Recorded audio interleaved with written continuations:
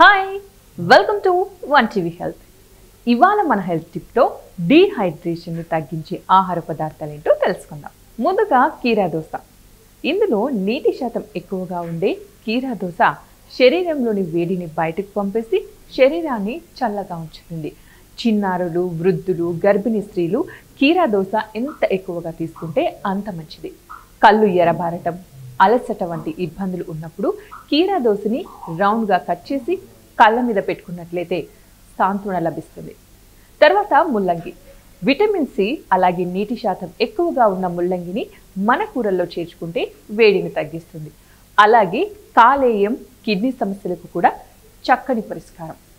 అలాగే సోరకాయ, బీరకాయ వంటి శరీరంలో నీటి నిల్వలు కోల్పోకుండా ఇవి సహాయపడతాయి. అంతేకాకుండా వీటిలోని పీచు జీర్ణ వ్యవస్థ పనితీరును మెరుగుపరుస్తుంది. ముఖ్యంగా బీరకాయలోని విటమిన్ సి, జింక్, థయామిన్ వంటి పోషకాలు డీహైడ్రేషన్ బారిన పడకుండా కాపాడతాయి. ఇవండి ఇవాల్టి టిప్స్. మరిన్ని టిప్స్ కోసం చూస్తూనే ఉండండి వన్ టీవీ హెల్త్.